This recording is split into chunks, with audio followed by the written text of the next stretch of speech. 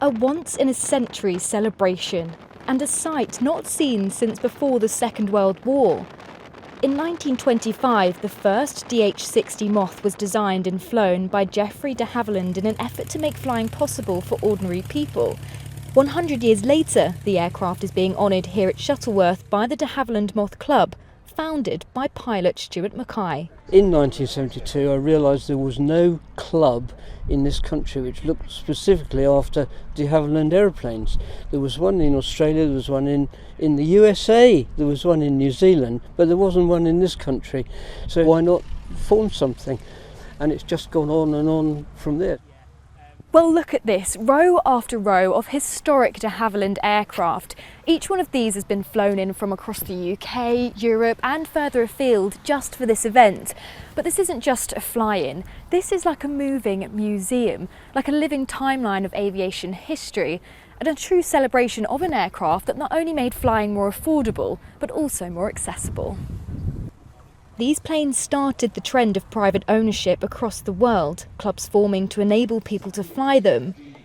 Emily Wardle is a visitor here and says her grandmother learnt to fly these planes in a club just like that. I'm here today because my grandmother, on my mother's side, learnt to fly in this particular aircraft. I think when they started to build gypsy moths and tiger moths, then people set up air clubs as we know them today, and people would come and learn to fly in the aircrafts owned by the air clubs. And I think clubs took off from that point onwards, and it was these planes that kicked it off, if you like.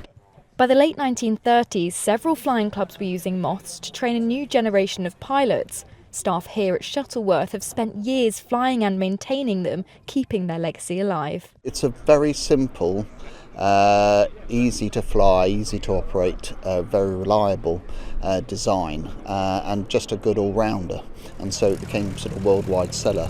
They were built under licence in other countries, flown all over the Commonwealth, and then later developed into the much more famous Tiger Moth, which trained most of the Commonwealth and RAF pilots during the war. So it had a long lineage. 100 years after it took its first flight, the Moth may be small, but its impact on aviation is anything but.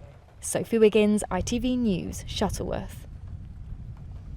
I haven't worn a jumper for such a long time. Oh, I know. I do it, right? You wouldn't think on August. It was 1st of August, isn't it, isn't it? today?